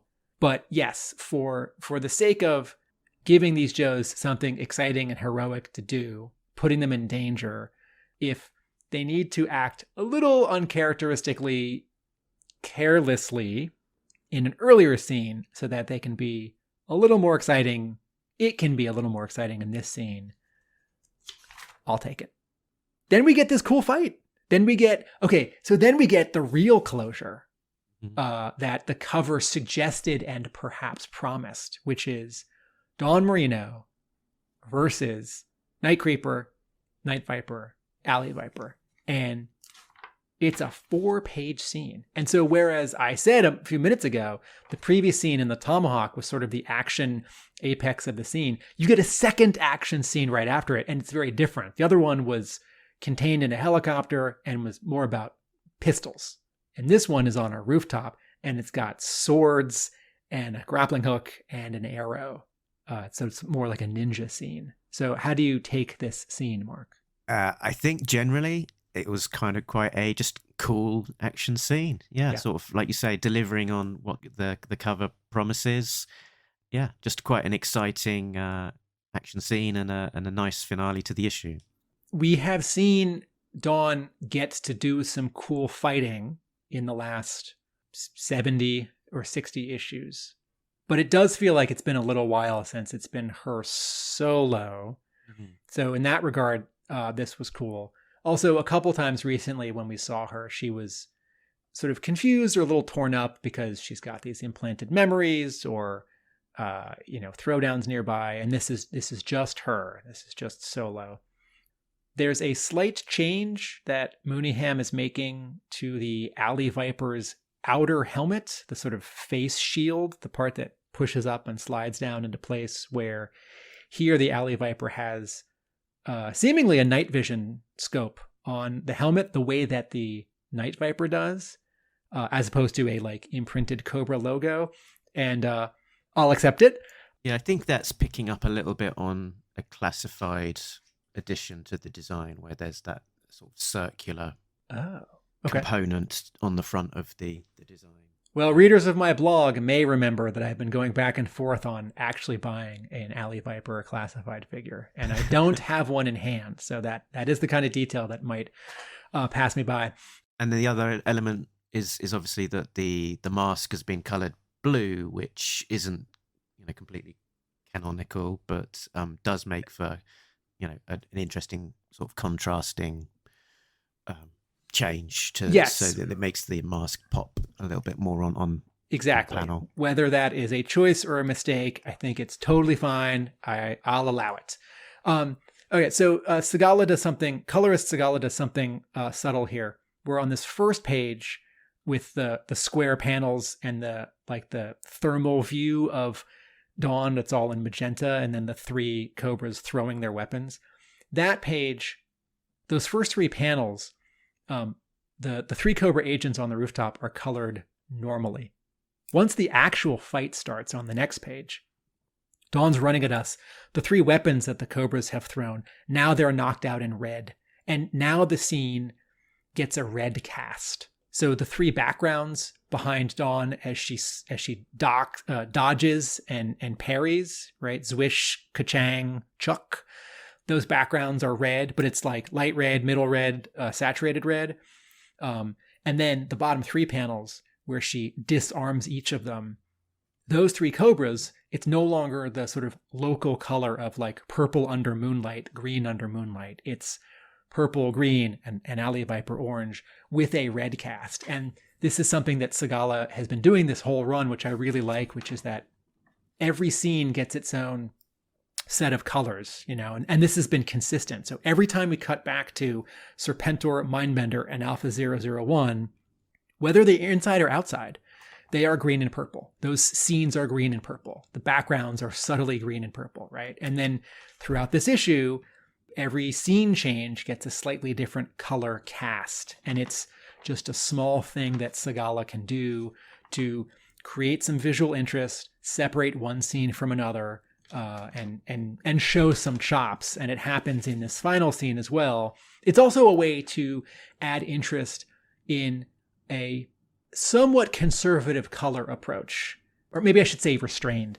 because Segala is not doing a lot of rendering, and a lot of his colors are desaturated.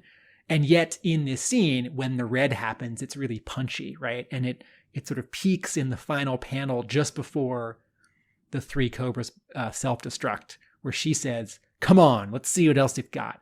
And there's this, Mooneyham is inking her as if there's a bright light right above her. And maybe it's the moon, or maybe it's some random, high street light or security light in Springfield or on this building. It doesn't matter what it is, because she's almost without color, right? This light is so high key that her flesh tone highlights are white, and her flesh tone sort of shadow areas are her normal complexion, the undersides of her arms. And then Segala just drops in a dark but pure red knockout behind her, right, to sort of just add color emphasis. And this is much more the way that comics were colored in the 60s and 70s. And then they blow up. And give us your thoughts, Mark, on the end of this fight and then the final page of this comic. Yeah, I'll take how it resolves, that they've exploded each other, and it sort of brings it to a tidy conclusion. She says, "Duke, I think I found their fatal flaw." I don't know exactly what that is. That if they look like they're gonna lose, then they'll blow themselves up. I don't know. Maybe she spotted something that I haven't. I think that's what it is. We cannot allow our technology to fall into the hands of the Joes. So they just, all the Joes need to threaten to handcuff all the zombies. Yeah, threaten them, and then they'll just blow the whole lot of themselves up. And then so I think it's it's good that we've got these couple of sort of punchy action scenes, and we're sort of concluding on one of them, and then there's a one page sort of taster for what I guess what is to come, because we've not got enough. We've not got enough sort of plot machinations in progress.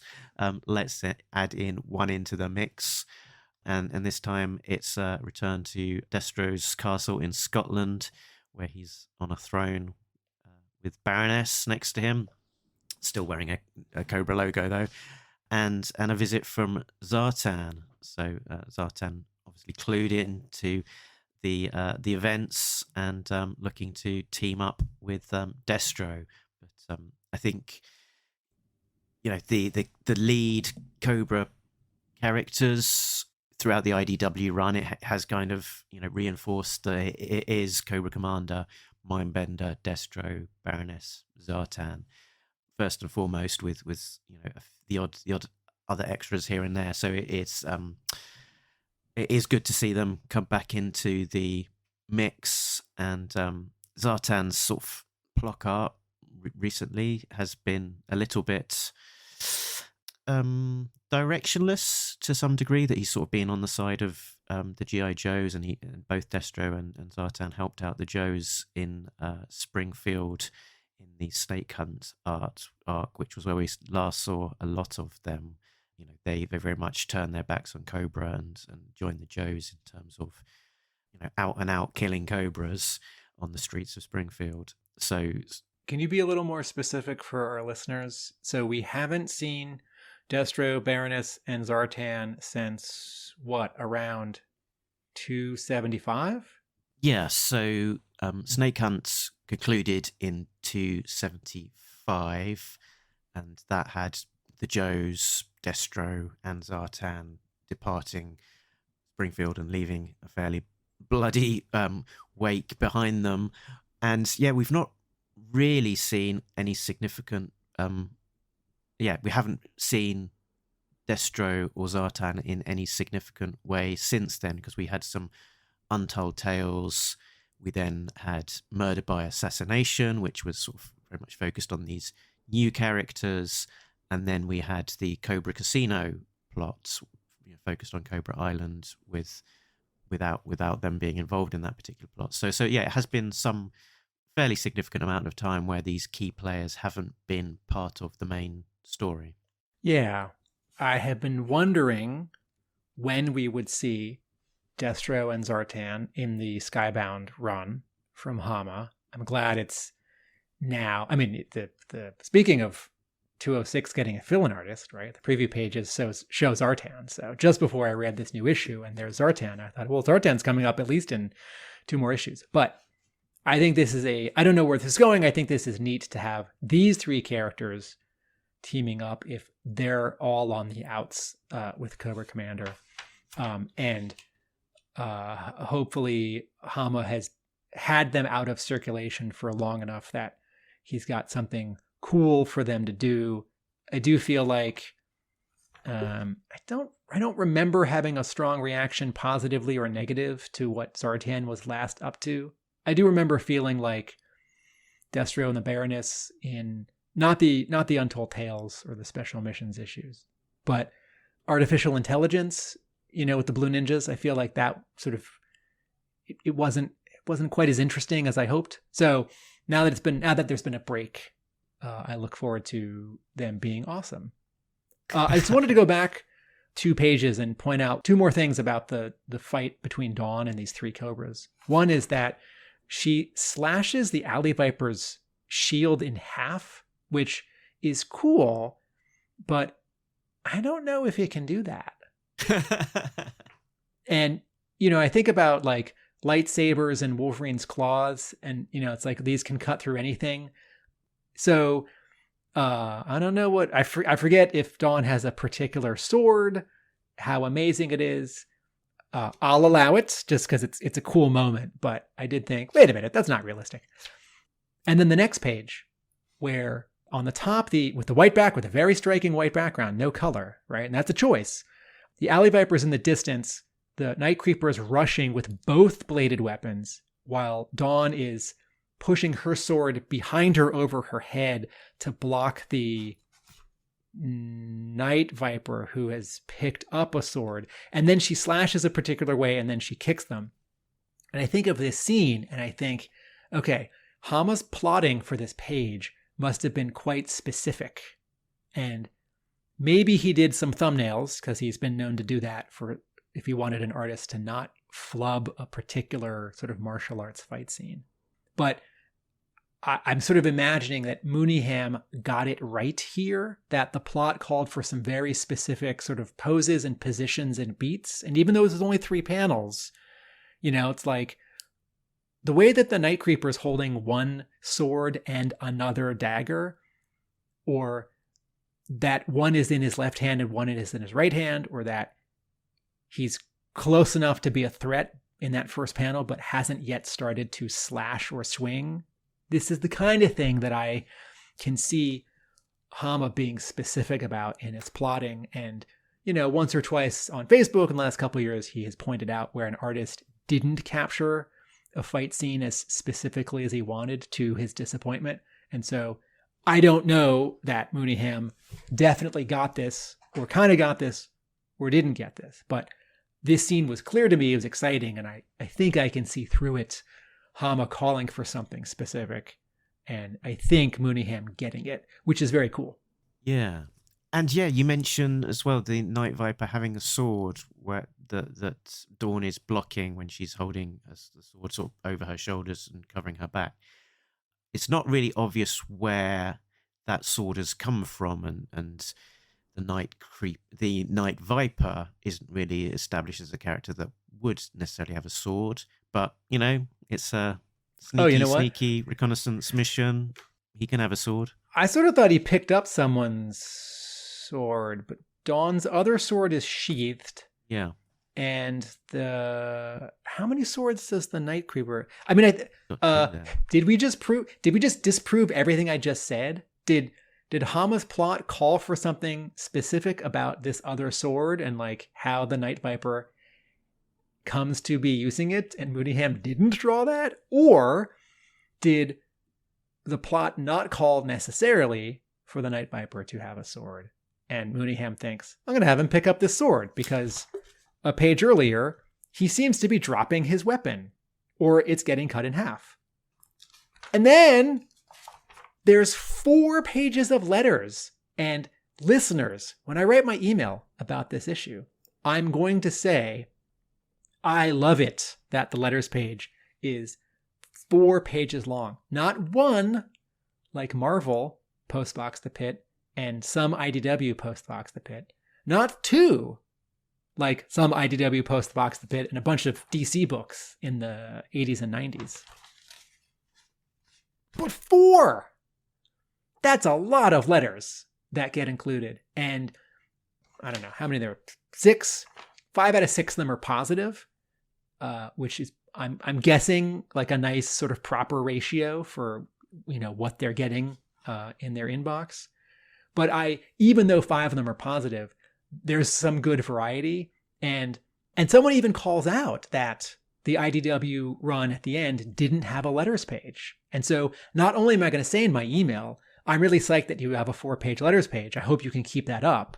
And, if you've got like 2 pages of sketches from Mooneyham, or if you want to give us an extra page or 2 of comics, I will never argue with that. But we feel, if you read the letters in a comic, you hopefully feel a little part of the community of readers, even if, I don't know, what everyone's writing, if you agree with, even if you don't feel like you have anything to say.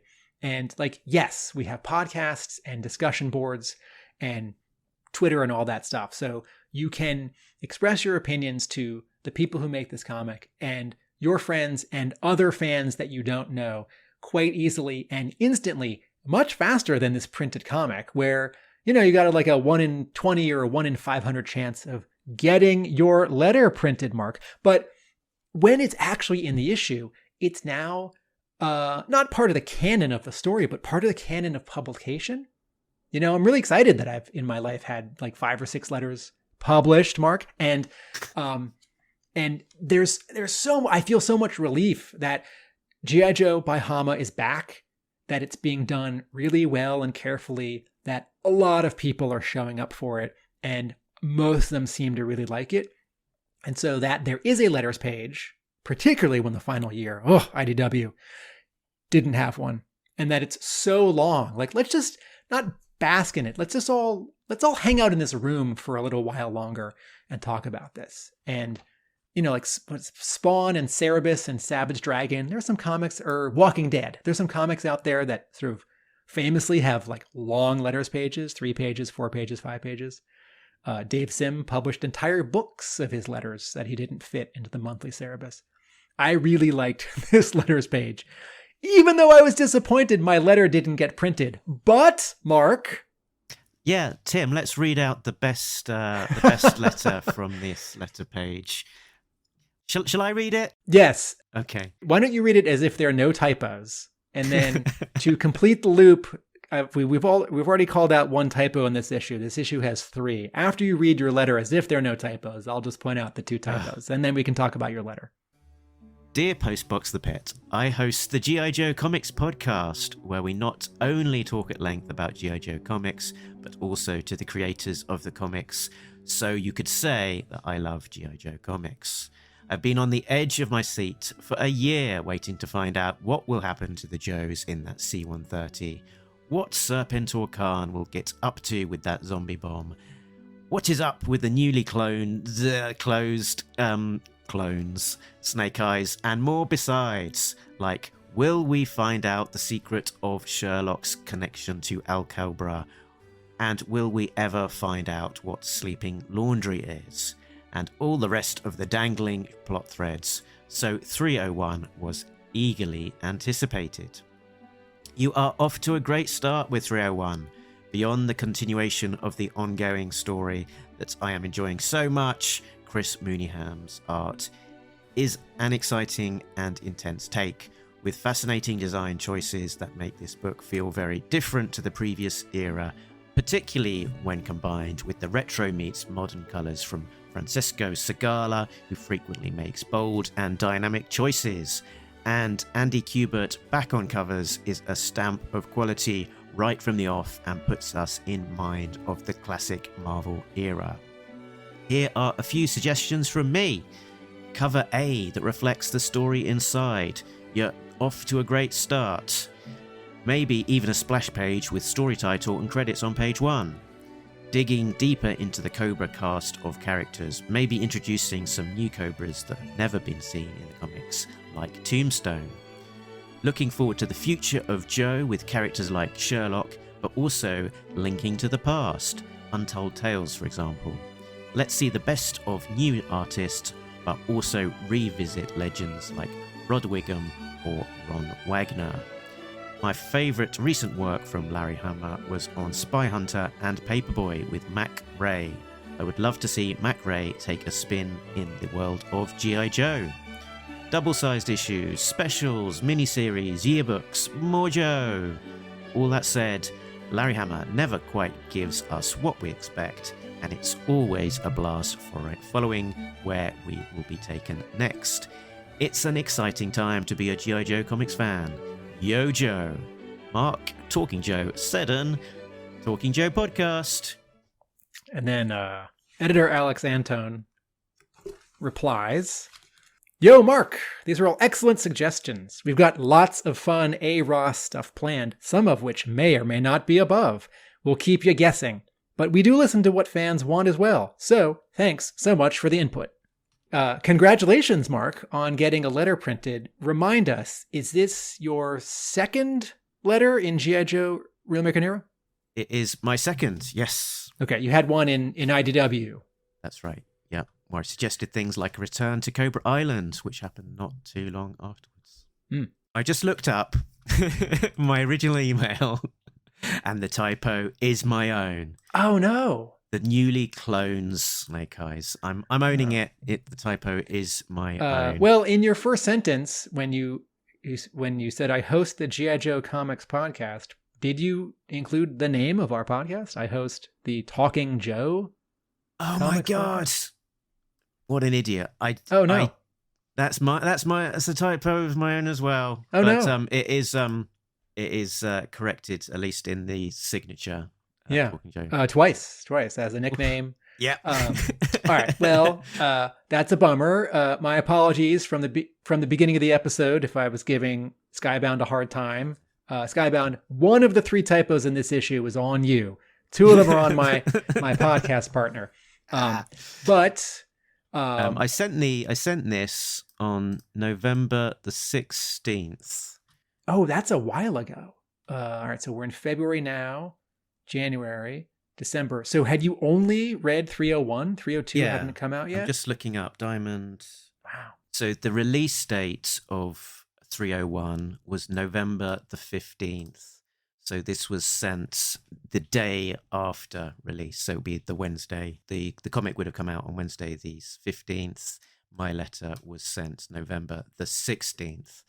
And part of the thinking was that I thought the sooner I would send a letter in, the more likely that they would be able to receive that and put it into the letter column in time. So I guess there'd be a whole bunch of letters in reaction that would have been coming too late for them to print, but also I guess they like to get ahead of these things as well, so that they would begin compiling their letters pages sort of some way ahead. Yeah, I have always assumed abstractly that issue 1 of a comic comes out, and sometimes in the olden days the publisher would send previews to a few readers whose addresses they had, so they could have letters in the first issue or maybe even the second issue. But generally the timeline is in the first 2 issues, the editors say, hey, we're going to have a letters page, get in your letters.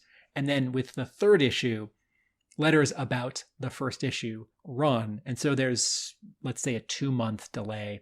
And I've always kind of assumed that by this same timeline, if you send a letter or an email about the first issue, but you don't send it until sort of the 4th month, they're not going to run it because they're trying to keep their letters that they are printing as recent, as topical as possible. So if in issue 7, they're running letters about issue 5, if you've got a letter that's about issues 1 through 5, you might get in. But if you're really just talking about issue 1 or 2, you're sort of disqualified. And that your letter shows up here suggests otherwise. I think it's very possible that they're still just coming through letters from the first month or 2, or maybe every month they cull some letters and they think, all right, it's going to be 2 or 3 or 4 out of these 10. And then maybe with this issue, it's like, why don't we run, we don't have any backup pages or sketch pages. Let's run 2 more pages of letters pages. Oh, there's that letter from November that we flagged in our inbox. That was a good letter. Let's run that. And folks, one of my employees at my store in the 80s would, on New Comics Day, read a bunch of books and then immediately that afternoon on postcards respond to each one. And postcards specifically, so he was limited in how much he could write. If you write a really, really, really long letter, they're either not going to run it or they're going to run a section of it. And sometimes they'll say sorry, we had to cut your letter short. We take all your comments. We want to include this part. Thanks. And whenever I've written a letter to a comic, I always think this is too long. They're not going to run this, even if it's sort of medium length. And I'll say the letter that I sent a month ago after 303, I wrote everything that I wanted to, and I thought this is too long. And then I copied it and pasted it and edited it by 1/3. So in the email, I actually sent 2 versions, and both of them I marked okay to print. And at the bottom, I wrote, if that's too long, here's a shorter version. I thought, crossing my fingers, maybe they'll run that one. It doesn't make all the points, but it gets across the main stuff. Anyway, I found myself both happy for you, also happy for us, and agreeing with all of your points and glad that you made them because, yes, I mean, everyone, let's not forget, if you're tuning into Talking Joe recently because of the return at Skybound, you might have missed our episode on Spy Hunter and Paperboy, where Mac Ray said, man, I would love to work with Larry Hama again. And didn't he say specifically to us, like a flashback story. Like a Vietnam flashback or something. Yeah, and if you read The Mercenary Sea that Mac Ray drew, man, he'd be a good fit for a Vietnam flashback G.I. Joe story. I think every suggestion you made, I agreed with. I also appreciated that you sort of hit a lot of the right notes. Your letter's not too long. You reminded them of some things that they may have forgotten about, like Al Cobra, Sleeping Laundry. You pointed to some specifics, like Chris Mooneyham's art and Francesco Segala's colors, and your requests are all requests that I have had, like some new characters like Tombstone, and some returning artists like Rod Wiggum and Ron Wagner. And so, listeners, even if particularly if you send a 2-sentence email, they will definitely read that. I think editors, depending on how busy they are on a day or in the cycle of a month, I think they're really happy to get emails from readers, because that is a very different kind of communication than reviews or podcasts or like video, streams where someone talks about a comic. If someone is taking the time to specifically communicate with the editorial team and with, the writer and artist, that's direct, as opposed to like, I've got stuff to say about G.I. Joe. Everyone come and listen to my podcast. Come to my blog. And at the same time, I think editors are sometimes, while happy to get letters, they're always sort of behind schedule. They're juggling a bunch of things. They're putting together a bunch of other books. They've got all these people and assets to deal with. And, oh, right, we have to put together the letters page, which is why comics have assistant editors and assistant editors. If everyone who reads this book writes in a letter and says, like, get Ron Wagner back, I don't know that would do it for sure, but they would hear that in a way that is very different than if no one emailed Skybound and said, get Ron Wagner back. So, listeners, if you have requests, if you have things that you like and things that you want changed, do send an email to arah@skybound.com. Very good. Yeah, interestingly, the voice of the response is currently Alex Antoni rather than necessarily Larry Hama. So hopefully Larry is seeing some of this as well.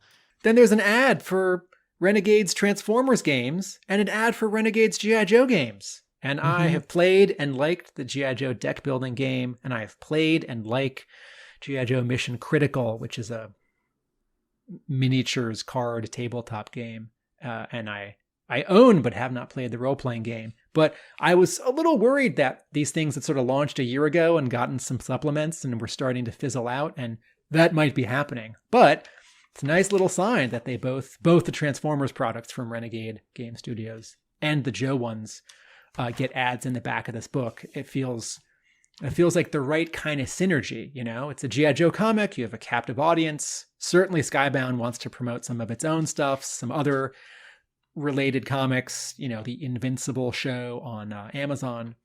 But Joe stuff. Quote of the week, quote of the week, quote of the week, quote of the week, quote of the week, quote of the week, quote of the week. I had a favourite line of dialogue from this book, Tim. It was from Cobra Commander's speech. I quite often pick out Cobra Commander as my favourite line of dialogue. Cobra is facing an existential crisis. A vile usurper and a traitorous tooth yanker are conspiring with a depraved, weaponized AI hive mind to engineer our downfall. Within that, my favourite bit is the traitorous tooth yanker. Of course, Dr. Mindbender being a former dentist, tooth yanker. I don't have a favourite line, but not for any bad reasons. It's Joe-age time. Let's do a score. We've talked at length about it. I think mine is a very solid 7.5. It looks good. The art's great. The coloring's great. There's a lot of things going on in here, sort of moving everything along. But there wasn't a particular standout thing for me that sort of made it one of the all-timers. So very good, but out of the four so far, it's in the pack. Tim? Maybe an 8. From the cover, from so much happening, storytelling, the visual storytelling, taking a turn for the improved, a cool return of some characters. You got a letter printed. Actually, yeah, that'll give it an extra point. Maybe I should turn mine into an 8. It's got my own darn letter in it. 8, yeah. I take your point about, how did you just phrase it? Sort of like the biggest stuff ever doesn't happen in it in terms of standout moments, but it's a series of really strong moments, and there are no weak or sort of filler or tepid scenes here. There's a lot of tension. There's a lot of rising tension in this issue. So I think an 8. This is one of those covers. Andy Kubert does not sell his originals, right? If you look online, you see almost none. And this is one of those covers where I've thought, that'd be really fun to own. Very good. Next time on Talking Joe, we will be covering the latest issue of Arah as it comes out. 305 is due out on March the 20th as the Skybound era of Arah continues. We will be covering Duke 2 and 3 together, and then Cobra Commander 2 and 3 together.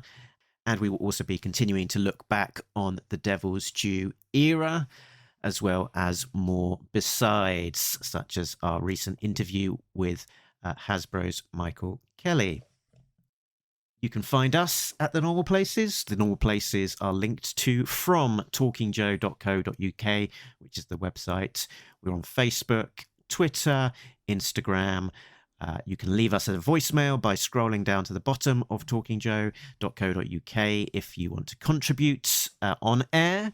We are also on Patreon, patreon.com/talkingjoe. And a big thanks to our backers, as always, who include Richard, Sam, Jay, Bill, Christopher, Justin, Rob, Brian, Shane, Ryan, and Simon, who are all getting early access to episodes as well as some exclusive content. Tim, where can people find you when you are not talking to me about all things G.I. Joe? With my creative partners, we have a YouTube channel at Atomic Abe, which is video essays on TV and film. My brick and mortar comic book store in Somerville, Massachusetts is Hub Comics.